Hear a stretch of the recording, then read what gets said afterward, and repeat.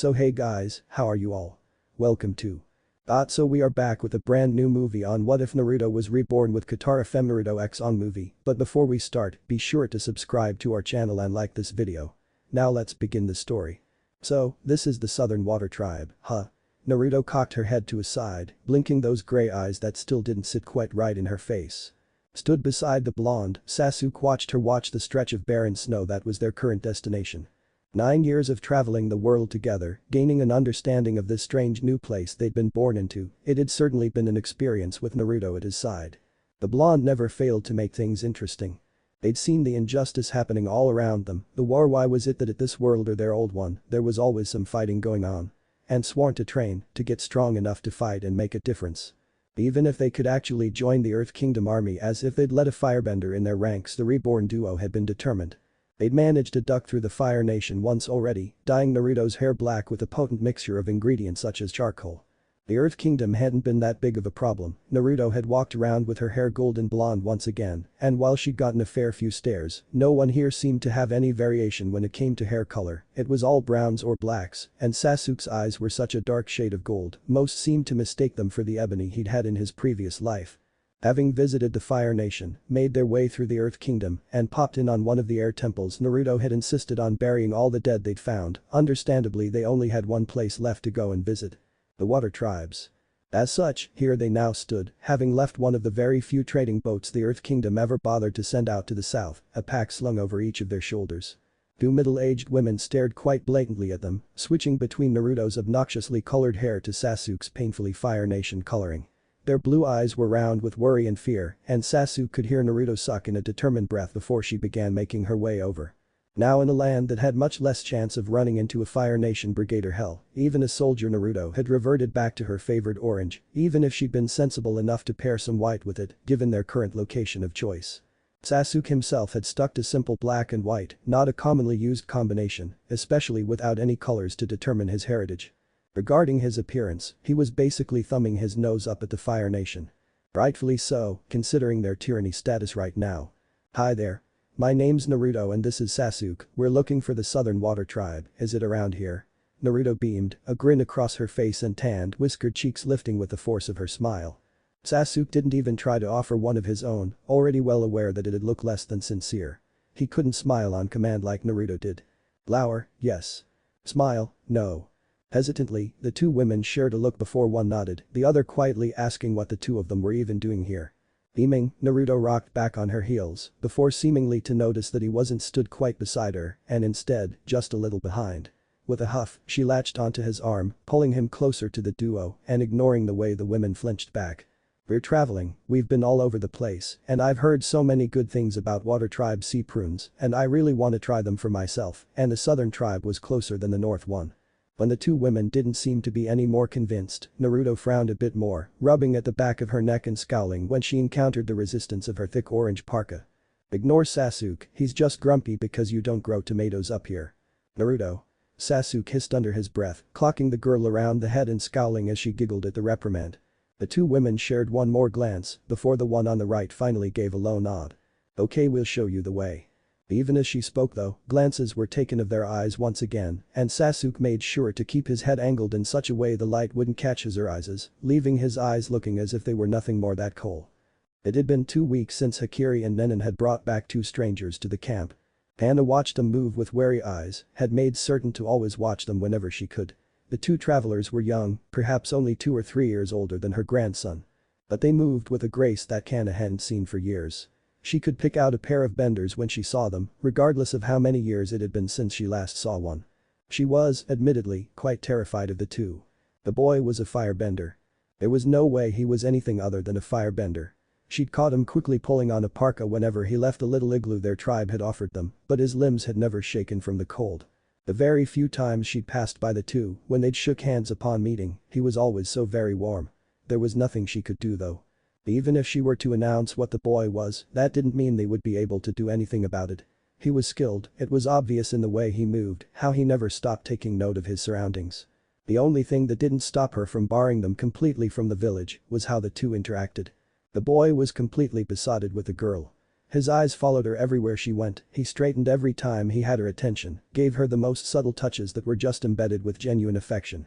The brat was head over heels in love. All the women of the village could see it, all but Katara and the young children. Her granddaughter was better off not being infatuated with a firebender, but Kana could understand the appeal. He was after all, the first male in the village to be both Katara's age and not a brother. He didn't have eyes for anyone other than his sunny companion though, so Kana felt no worries about her granddaughter shaking up with a firebender. Sokka would not doubt have a heart attack. She could see why the boy was so smitten with his golden-haired companion. Even disregarding her exceedingly rare hair color, Kana had never seen anything like it, hair as golden as the sun. The female was pretty, with her strange markings on her cheeks and her sparkling gray eyes. As if that wasn't enough, her personality was as bright and warm as her appearance. Panda very carefully kept away from saying the girl was as free as the air itself, but it was a very near thing. Yet, when she looked at the blonde, she couldn't stop herself from internally admitting that perhaps, just perhaps, the air nomads weren't quite as extinct as the Fire Nation would have liked. Which brought up the question that, if she were right, why were an airbender and firebender traveling together? She wasn't even going to question how they'd end up friends and more, for she didn't doubt it was an excessively long story.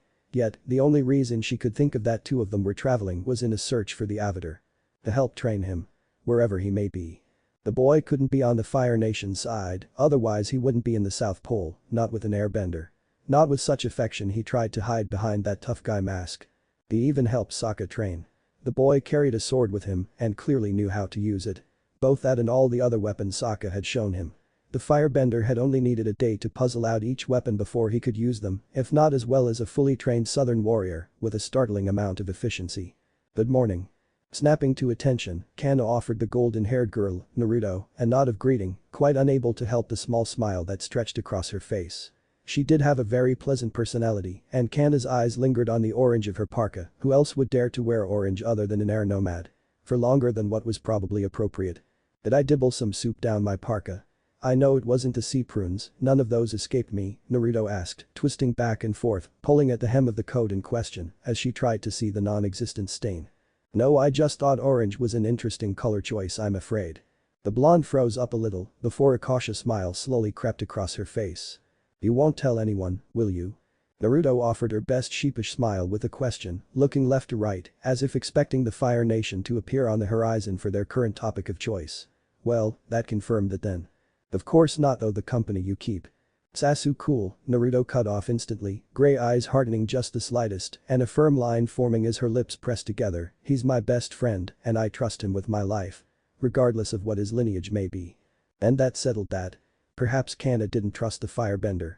But she trusted Naruto, she trusted the airbender among them, and felt just the tiniest bit safer at night, knowing there was at least one fighter in their ranks, as temporary as that might be. If they were attacked, she knew Naruto would fight for them. She had seen the way she'd interacted with the children, spoken with their mothers, sparred with Sokka and talked with Katara. Naruto would defend them, and because Naruto would defend them, so too would the firebender. And that would have to do for Kana at this moment in time. Now, if only she could talk the two into staying a bit longer. Sprawling out across the fur skins that filled the roll of their bed, Naruto stared up at the ceiling, even as she snuggled closer to Sasuke's naked chest. Here, in the thicket of snow and ice, Sasuke was the greatest blessing she'd ever known. His firebending, what a strange world this was, no chakra and only one element. Too, if you were a smug firebender like Sasuke, meant he was practically a full-sized space heater she could cuddle up next to. They need help. Sasuke spoke so quietly that Naruto barely heard him, wouldn't have known to listen for his voice in the blizzard winds, were it not for the rumble of his chest. Humming, Naruto tightened her grip on Sasuke's arm a little bit more, frowning into the pale flesh of his torso. Sasuke was right. These people were downtrodden, they were losing hope. And once you lost hope, you lost everything.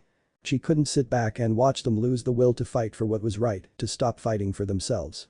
The spirit said to come here, Naruto murmured, running a hand across her face and letting out a low sigh as she did so, clearly something going to end up going down. Looks like we're just playing the waiting game for now. TCH, wish they'd picked somewhere warmer for us to wait. Yeah, shut your mouth and warm me up, team.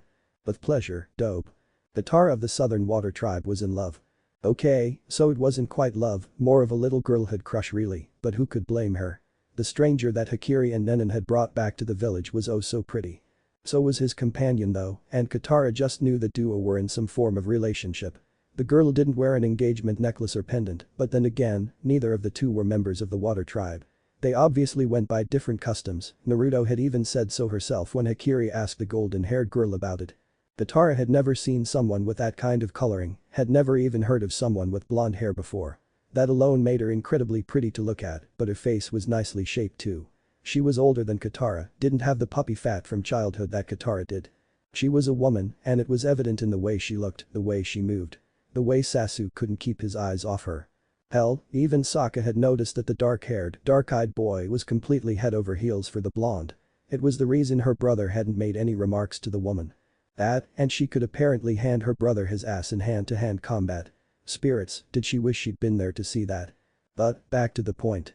She liked Sasuke. Even if she would never make a move on him because, hello, he was so obviously taken, that didn't mean she couldn't appreciate the fact he was pretty to look at. Really pretty. She did need to get out of the Southern Water Tribe at some point to see the world, to master waterbending, begin learning it all really, and perhaps even meet a pretty boy of her own. Maybe. She wanted him to be nice. To look at her the way Sasuke looked at Naruto. Those were Katara's aspirational goals. 2 out of the 3 really drummed down to being like Naruto, now that she thought about it. Naruto was actually kind of amazing though. She'd traveled the world, still was. Had learned so much from all the different places she'd visited, she could fight really well according to Sokka, and she had a man to call her own. In the privacy of her own mind, Katara liked to think that maybe this was what it was like to have an older sister. Naruto sat and talked to her all the time, told her tales of her adventures, and she taught Katara about men. How to play them. Well, that's what Naruto had called it, what she'd really been teaching her was how to get men to do what she wanted. Naruto seemed pretty good at it, though the results may be a bit biased, seeing as the only subjects Naruto had to work her magic on were Sasuke, who was already in love with her, and Sokka, who would apparently venture out into a snowstorm for any pretty girl that paid him some attention.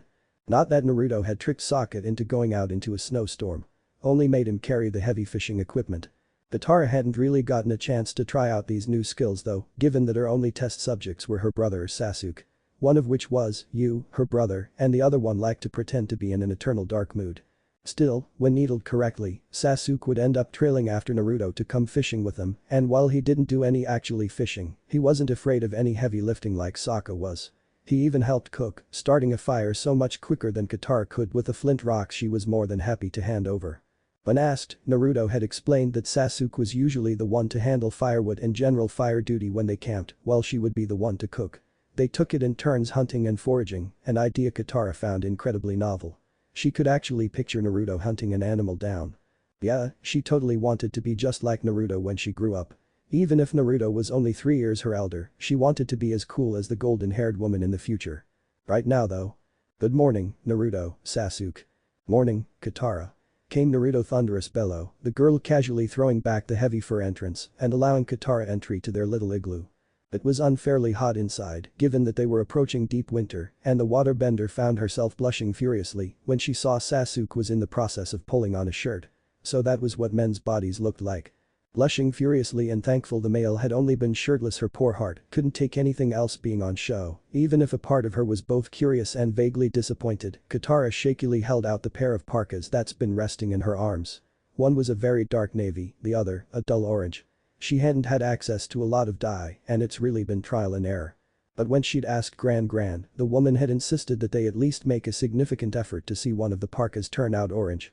Katara wasn't too sure why, she only knew that orange was Naruto's absolute favorite color. We, made these for you, as a thank you, for helping out around the village. Thrusting the parkas forwards, Katara felt her cheeks burn in embarrassment and she refused to look up at the duo.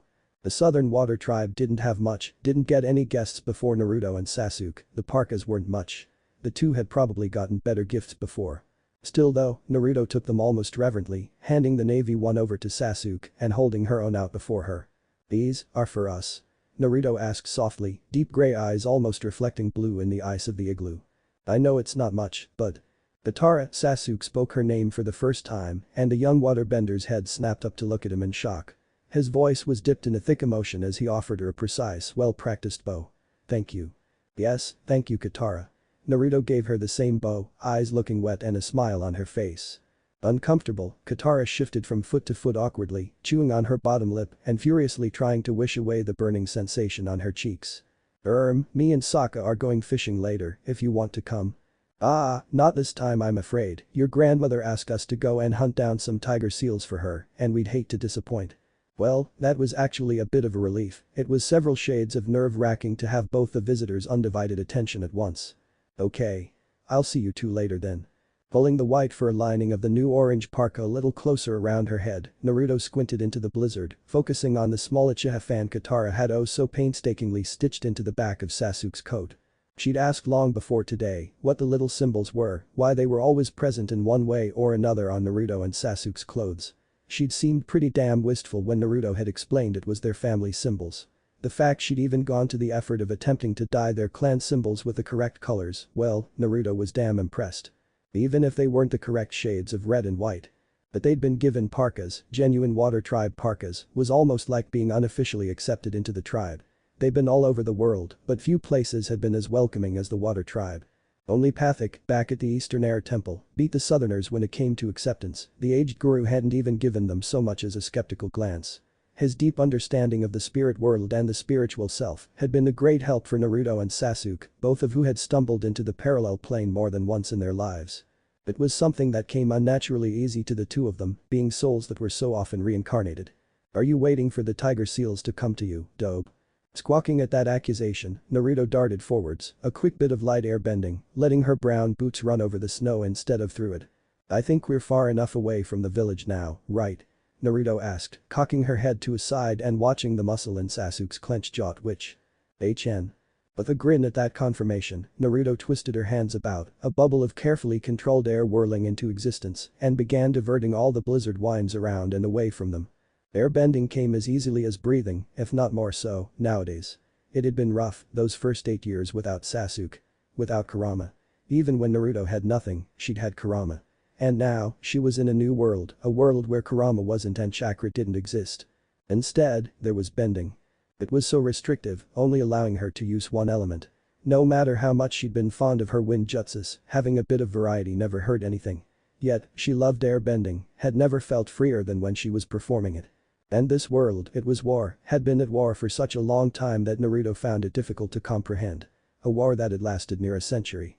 Fathers fighting, and then their sons fighting, and their sons after that, maybe even their sons after them too. A whole nation, her nation, wiped out as a result of one man's mad quest for power. As far as she was aware, Naruto was the last airbender around right now. Sure, the Avatar was out there somewhere, and Naruto clung to that. Not that she was actually alone, she did have Sasuke. Sasuke, who'd come to the village a day's travel away after hearing stories of a golden-haired child. In a world of nothing but brown and black, the whispers of a girl with golden hair had made their way around the rumor mill. And Sasuke had come looking for her. Together, they'd traveled the world, they'd learned everything they could of this new place they could call home. They'd seen the injustice happening all around them, had fought bandits that tried to rob weary travelers, had sabotaged as much of the Fire Nation army as they could while on the move. They'd stolen money for sick families to buy medicine, had personally escorted refugees toward safety, all the while never letting on that they were both benders. They'd spent years carefully honing their bending, making sure that if this was all they had to fight with, they were going to be damn effective with it.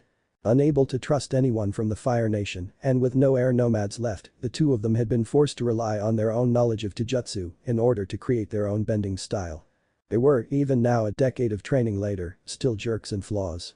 But given the fact they'd had no one but each other to turn to when it came to working this thing out, Naruto liked to think they'd done pretty damn well. When this avatar returned, Naruto was going to give him a piece of her mind, and then she'd let him restore hope to those fighting the Fire Nation. After that, it'd be time to bring the fight to the Fire Nation and its lord.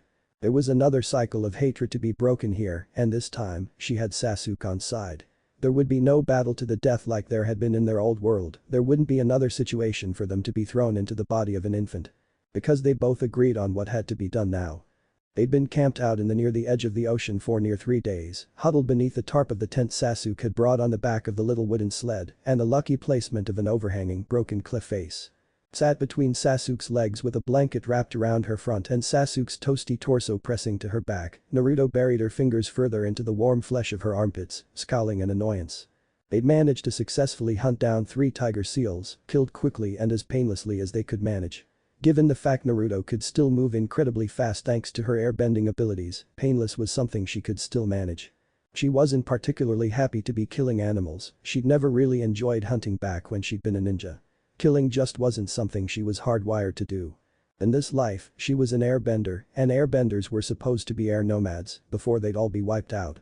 And air nomads hadn't eaten meat, hadn't believed in killing at all. Was it insulting that she ate meat? Naruto hoped not, but there wasn't really anyone she could ask about it in all honesty. All life was precious, she knew that was a teaching that the air nomads had stood by, and Naruto agreed with it. It was just that, well, all beings of nature ate whatever was below them on the food chain. So, while she would eat meat, Naruto ate it far less often than she did during her previous life.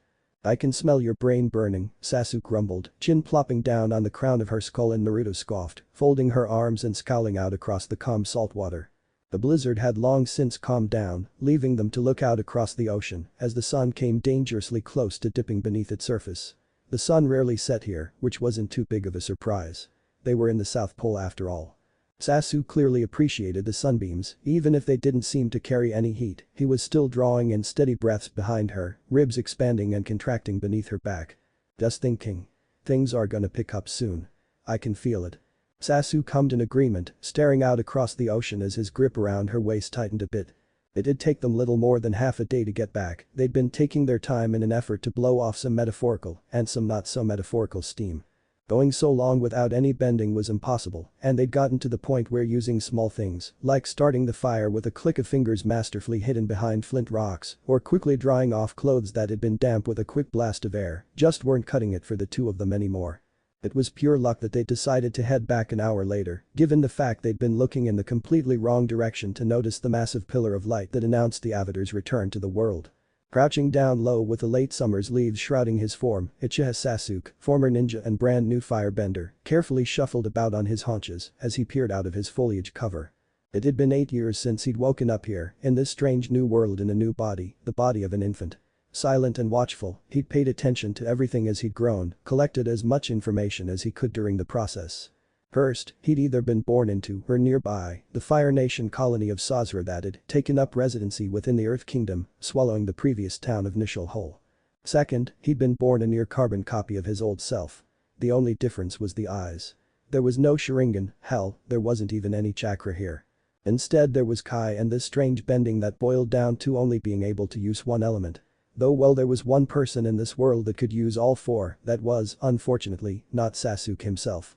Scowling down at the small yard that the orphanage led out onto, the dark-haired boy tensed as the doors were thrown open, children streaming out one after the other, some so obviously orphans of Earth Kingdom decent, and others Fire Nation. Already the paler of the two had a superiority complex. Sasuke knew what to look for, he'd seen it every day in the mirror. And then, there was a flash of blonde, a golden halo of hair, and Sasuke knew, he just knew without even having to look at the face all that hair was attached to, that he was no longer alone in this awfully strange world. 1.0 halation. They were 3 hours away when the black snow began to fall. Pausing in their steps, Naruto held her hand out, catching one of the small flakes on the palm of her borrowed white mittens, a frown on her face at the disgusting color. Black snow. Why's it black? She frowned a bit deeper, Sasuke coming to stand beside her, one of his hands clasping the rope of the sled, the other grasping for her wrist, so he too could get a better look at this oddity. It wasn't right.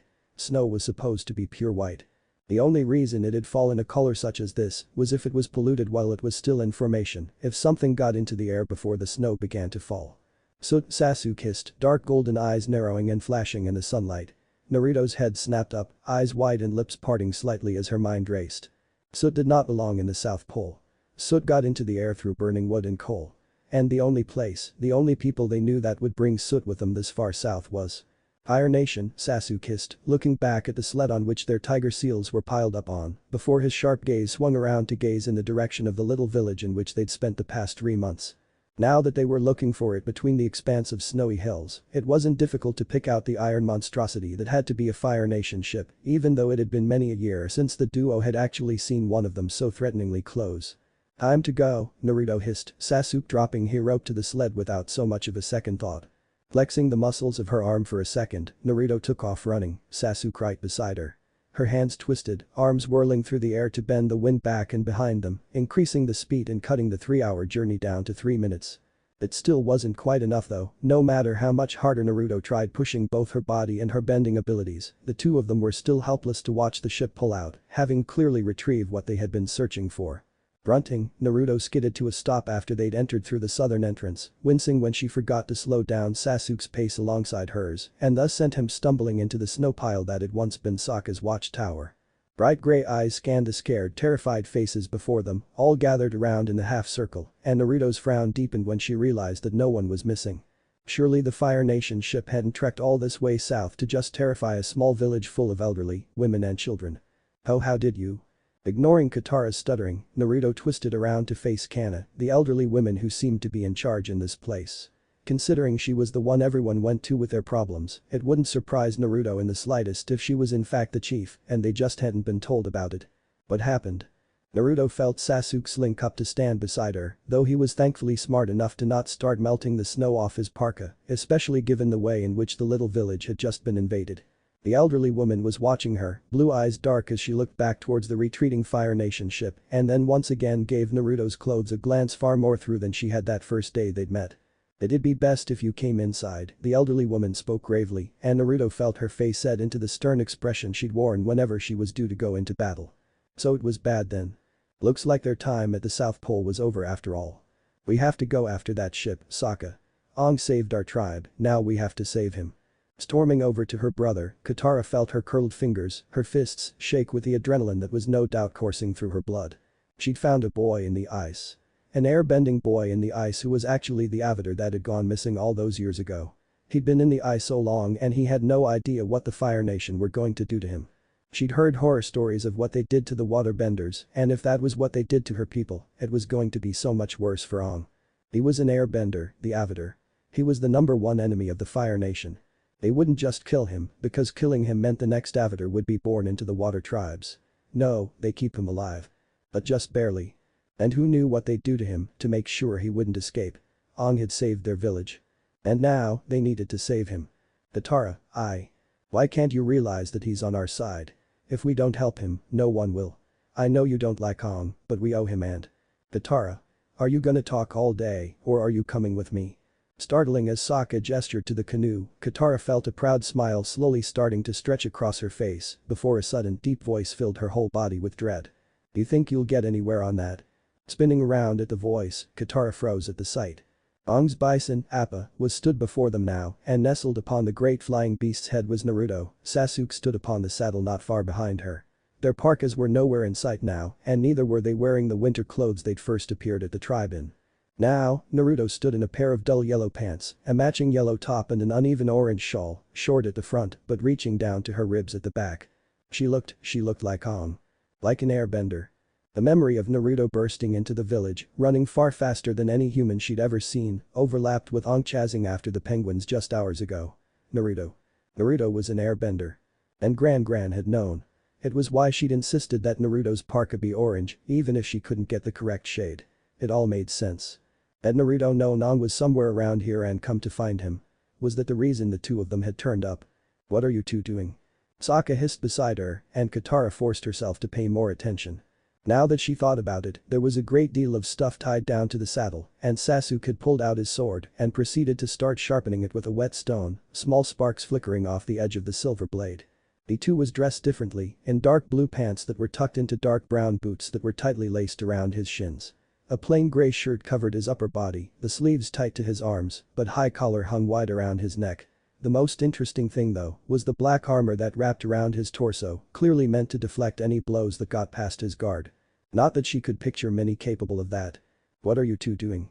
Katara asked, the question slipping from her mouth before she could pull it back in. Both older teens paused, cocking their heads in the same motion to stare down their noses at the two water tribe siblings. But the sun hanging low behind them, a halo of golden light seemed to surround their forms for a few seconds, and Katara blinked furiously against the sudden contrast. We're going to rescue your friend, and then we're going to hustle him to the northern water tribe as efficiently as we can, Naruto confirmed, pulling tight on the reins that were attached to Appa's horns with a determined grin on her face. Behind her, Sasuke stepped forwards, dropping off the side of the saddle and landing neatly on the ground. Your grandmother entrusted us with this task. But she also said that the two of you were welcome to join us. Under the sole condition you listen to every order both Naruto and I give you. One toe out of line, and you'll never leave the land of eternal snow again. Beside her, Sokka gulped audibly, and Katara nodded furiously. Gran was letting her leave with Naruto and Sasuke. On an adventure. To the Northern Water Tribe, of all places. She could learn water bending, she could become a real waterbender and learn to fight, and then she could help people. Help people like Naruto and Sasuke clearly do. Naruto and Sasuke, who were getting ready to take off. Squawking, Katara hauled her bag up, dashing over to the side of Aang's great big flying bison and offering a terrified glance at the significant height difference between her and the top of Appa's saddle. "Throw it up." Naruto called down, holding her arms out, and Katara made a valiant effort to do just that. She still felt the sudden gust of wind that encouraged the duffel bag to make up the difference, Naruto effortlessly catching the sack and throwing it down onto Appa's saddle in order to help Sokka with his. Katara was once again startled when Sasuke took a step forwards and scooped her up, jumping up onto Appa's saddle without any aid necessary, while Naruto hauled Sokka up with her own impressive strength. "We'll go over the rules in a minute, first, let's get in the air and find our ship." Looking out over the great expanse of clouds, Katara quietly wondered if this was perhaps how airbenders felt the whole time, if they always felt like they could remain up so high and never come back down to earth. Slowly, her eyes trickled over to look at Naruto, who was sat straight backed upon Appa's head, long blonde hair whipping about behind her. Naruto was an airbender. And Katara had thought that she, the last waterbender of the southern tribe, was a rarity. Naruto was the last airbender if you discounted Aang, who was the actual avatar. She'd had no one, hadn't had anyone to study under, any and all bending she knew, she had to have taught herself it. She couldn't even begin to imagine how lonely Naruto had felt. But then again, she had Sasuke. Sasuke, who clearly stood by her through thick and thin, Sasuke who clearly knew about her airbending. But how was Naruto an airbender? Hadn't they all died when the Fire Nation attacked all the air nomads? But here Naruto was. Had some of them, any of them at all, gotten away? Was that where Naruto came from? How did she know Sasuke? Sasuke. Katara tried not to lie to herself, but she had been strategically ignoring Sasuke's general appearance, past the fact he was pretty. And yet, today she'd seen the Fire Nation soldiers again, seen the horrible boy that had beaten up Sokka and taken Aang away. Sasuke had the same coloring. His hair was jet black, his skin incredibly pale, he'd stood out so much among the light brown skin of the water tribe and their chestnut-colored hair. Plus, Sasuke's eyes were gold. Oh, he hit it well, he tilted his head so the light didn't catch them, and they seemed to be as dark as the charcoal of Sokka's war paint. But Katara had seen it. And she'd worried, privately, in the back of her mind. Sasuke was at the very least a Fire Nation descendant. But he so clearly loved Naruto. Had he deserted his home country for her? Katara wasn't going to lie, that was very romantic. Yet it didn't quell her worries completely. Sasuke had been nothing but well, not quite friendly, but he hadn't been mean. He hid behind his dark facade, the one that was offset by Naruto's sunny nature. But he had taught Sokka how to fight better. He'd gone hunting at Grand's request without a single complaint. He'd even played soldiers with the little kids, a lost look on his face as the children interacted with one another. Katara had seen the same loneliness in his eyes that Naruto's glinted with, and deep in her stomach, she'd known their childhoods hadn't been any good until they'd found each other. "Listen, this is how it's going to go down. I will be tying you to the saddle," Sasuke began, dark eyes narrowed and a truly fearsome expression upon his face, "because quite frankly I don't trust either of you to not going rushing in there. Naruto and I are professionals. She'll be retrieving the avatar. I'll be stopping the ship from following us for a while. If something goes wrong, the bison will at the very least return you to your grandmother." He glared at the both of them, as if daring Sokka herself to dare argue against his rules. Sokka, in fact, did open his mouth to protest, but Katara elbowed him in the ribs before he could get a word in edgeways. After all, Naruto and Sasuke knew more about the world than they did. If they thought they weren't ready for it, then she'd at the very least trust their judgment. Naruto and Sasuke had been on adventures before. They knew what they were doing. At least, Katara hoped they did. Lieutenant G liked to consider himself, if not a particularly good man, a fair one. It had taken time to get to that stage, to get wiser and understand the ways of the world. To realize that what his nation was doing wasn't quite right, not that he had any power to stop the Fire Nation's ruthless march to victory. No, G considered himself to own a particularly leveled head, even if his heart could make the odd decision for him. Such as coming aboard this ship. G had served under General Iroh, then the Crown Prince, when the man had undertaken his 600-day siege of Ba Sing Se. That had been G's personal turning point, as it had in turn been General Iroh's. He'd seen the orphans running for shelter, the sick and the dying in the gutters, the terrible burns their fire caused. He hadn't been surprised that the general had retired.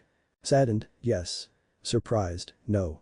So, when 3 years later he'd heard that the Great Dragon of the West was set to sail from the Fire Nation again, G had eagerly signed up to crew the ship in question. Yes, Lieutenant G had a great deal of respect for General Iroh. For the man's nephew. not so much. The boy was a brat. A spoilt rotten brat who had some serious issues. G had no idea why the boy had been banished, and honestly, he didn't care too much. He had signed up for this madness because it was headed by the general, and for the general he would stay. The man was nice enough, and he'd pulled G's ass out of the firing line twice, though the man probably didn't remember it had been G he was helping. No doubt the faces of all those he'd saved would start to blur together after a reasonable amount of time. Regardless, the important thing to take away from this was that G was a middle-aged lieutenant of the Fire Nation who'd seen his fair share of battles and come away from it a wiser man. That did not stop him from gaping like a fresh recruit at the sight before him.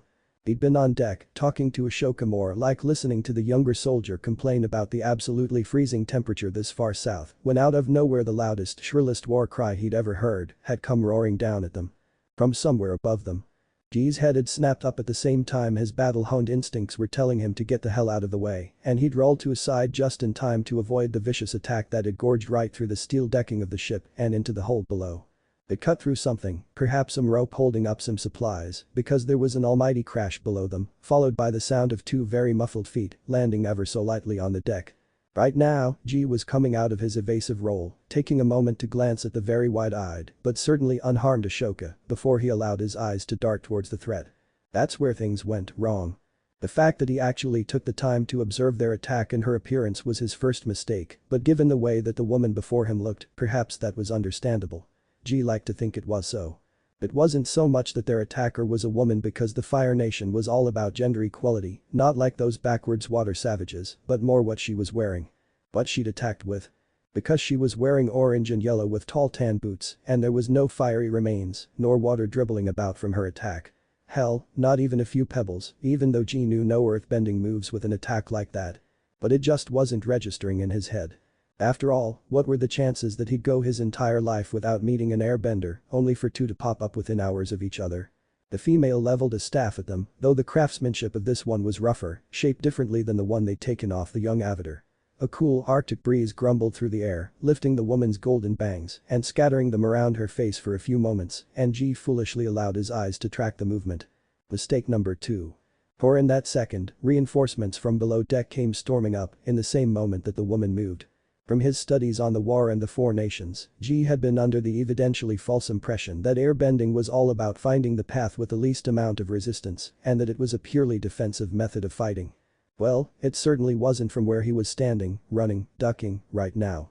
The airbender and she was an airbender because it certainly wasn't fire that had just pushed Ashoka against the hull and knocked him out, hadn't so much as hesitated to begin throwing sharp blades of wind in him, 3 of which had gauged into the deck below with such a clean cut that it was starting to make his sweat. 3 blasts of air had already knocked him back and G knew that if she wanted to, the girl could have already hit him with a killing blow. So it seemed she stuck at that part of her people's legacy. Though, she would have had no one to learn from, especially given the age of the young monk they'd taken captive. Growing up with the ability to airbend, in the current state of the world, it shouldn't surprise him as much as it did that she was so unnaturally brutal with her bending. She moved and quickly and flighty as history had told him she would though, and for the first time in several years, G found himself easily outmatched, the girl catching his arm and twisting it until it no doubt sprained and came dangerously close to snapping. "Where is the avatar?" The girl hissed, and with those animalistic features on her cheeks birthmarks. Or tattoos. She looked unnervingly feral. Thankfully though, G didn't have to war with himself over giving up any form of information, tell the actually terrifying airbender what he knew. Disappointing the general though. Because from above them, on the upper decking of the ship, a staff rocketed over the balcony, a small figure in orange and yellow following after it. The last thing that G saw was the prince throwing himself fearlessly after the young monk as the golden-haired woman smacked him across the head and sent him into the realm of unconsciousness. Hitting the deck at an uncomfortable angle, Prince Zuko of the Fire Nation hissed, trying to roll with the momentum so it didn't feel like the impact was about to tear his shoulder out of its socket. He still ended up bouncing down the deck, if somewhat smoother than it'd have happened without any adjustment to his body. In hindsight, perhaps jumping after the avatar and his stupid glider hadn't been the best course of action. But his ticket home had literally been slipping through his fingers with every flutter of his stupid orange shawl, and Zuko had just acted. Now his torso was aching all over, and Zuko grunted in pain as he pushed himself upwards, eyes narrowing. He would not let the monk get away again. He would capture him, he would chain him up and break the glider, wouldn't leave him and escape this time, and then he would finally get to return home. Across from him, the avatar rose to his feet, assuming a loose fighting stance with a particularly uneased expression upon his face. Zuko made to open his mouth to taunt the boy, but then something caught the young monk's attention, his eyes rounding in his childish face and a look of excitement overcoming his face. Zuko whipped his head around to see what on his ship could have possibly encouraged a reaction like that from the young airbender and felt the blood chill distinctively in his veins. Looking a sight more dangerous than the young monk he'd just been facing off against, a young woman with hair the color of gold stood across from the two of them, with her wooden staff leveled threateningly at the Fire Nation prince. "Aang, is it?" she asked, voice sweet like honey, but with eyes of grey venom, gaze never once leaving Zuko, as he quickly adjusted his body to go on the attack against the woman. She was older, held herself more confidentially, and her battle stance was so much tighter than the Avatar's had been. A threat. As if the fact a good portion of his crew had already been downed wasn't enough of an indication of that. "Your friends are waiting on Appa. Just give me a minute here." "No." Zuko lunged forwards, a desperate grab for the Avatar, but a concentrated blast of air sent him hurtling off course as the monk launched himself up and into the air, glider snapping open. "No." Swinging a fist upwards, Zuko hissed as a leather-clad boot connected with his side, sending him spinning and snuffing out the little fire he'd managed to summon up with that punch. The woman stared at him, staff still held tightly, but now just gripped in one arm, the other held up and ready to strike again. But now, Zuko was taking in her clothes, the color of them, the design, and registering that the most recent gust of air that had knocked him to his side had in fact not come from the Avatar at all. "An airbender," he breathed, looking the girl over once again before his eyes shot to the escaping Avatar. Who was flying towards an equally airborne mammal.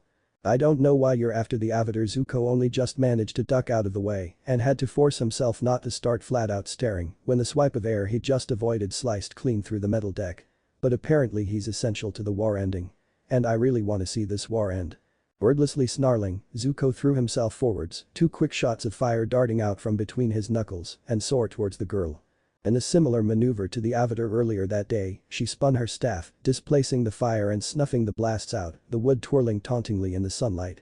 Before he could gather his thoughts on the best way to capture the woman, the Avatar would come back for her, the only other airbender alive. A sharp burst of air caught him in the torso, feeling every bit like a punch to the stomach squared, and he was thrown back onto the deck again. By the time he looked up, the golden-haired woman was already up in the air, clinging to the staff with its orange wings, as she looked back at him over her shoulder with a cheeky grin. Snarling, Zuko surged to his feet but stopped when a warning rumble came from the sky. Where the sky had been a cloudless blue day, now dark storms stretched about above his ship. And most importantly, lightning was about, crackling. Zuko barely even registered his uncle stepping out onto deck, unable to tear his wide golden eyes away from the streak of lightning that broke through the clouds next to the floating mammal the Avatar had just boarded. He watched as a person leapt from the back of the flying animal, catching the lightning with one hand, the brilliant crackle of energy racing along his limbs, up and around his shoulders, and passing down his other arm. The arm that was pointed at his ship. Zuko saw it before he felt it, the flash of lightning and the deafening crack of thunder, the resounding boom as the electricity struck the helm and blew out the upper half of the control room. When he twisted back around, it was to the side of a dark-haired, pale-skinned young man holding tight to the ankle of the blonde woman, offering him a smug salute as they both dropped onto the Avatar's floating animal before flying away. And Zuko had never known such rage before. "You're a firebender." Aang really didn't understand why Sokka was so close to foaming at the mouth. Sure, the scary guy with the scar wasn't pleasant, but this guy had helped him escape. And the girl was an airbender too. Looking over at the girl with yellow hair, he'd never met anyone with yellow hair, she matched the airbending clothes. Aang found a grin stretching across his face, which the girl tentatively returned. "This is why we never said anything," the firebender grunted, folding his arms across his chest from where he was sat atop Appa's head, having twisted around to join in the conversation. Come to think of it, Aang hadn't been told their names yet, but he had a good feeling this was the Naruto and Sasuke that the two Water Tribe siblings had been telling him about. And Naruto was the girl one. Right. "Sokka, I think Gran already knew," Katara said quietly from beside her brother, rubbing at her wrists, and Aang frowned. He wasn't happy that the two siblings had been tied up, but given the fact Sokka had already suggested they pushed the firebender off Appa's back twice, it was probably a reasonable precaution. "The spirit sent us to the Southern Water Tribe to make sure that when the Avatar resurfaced, he'd have some form of guidance," the girl murmured before pausing and turning to look Aang in the eye again. With a dip of her head, she grinned cheerfully, and Aang knew did within his bones that not only was she an airbender, but she had the spirit of one too. "Avatar Aang, if you'll have us, me and Sasuke would love to help you. I can help with the spirit stuff and Sasuke's never had formal training, but he's a damn good firebender and probably the most friendly one you're going to meet in a long time. Naruto, the girl had to be Naruto right? Offered her hand and Aang gladly took it. Yep. I'm good with that. We're going to the North Pole, I promised Katara I'd take her there, but I want to make some stops along the way. Naruto raised a funnily colored brow, but she nodded along as he outlined his plans, even if Sasuke snorted and rolled his eyes, muttering a lowly "you've got to be kidding me" beneath his breath. Maybe, just maybe, being the Avatar wasn't going to be so awful after all. The end. Thanks for watching, also remember to subscribe and like this video. See you in the next video.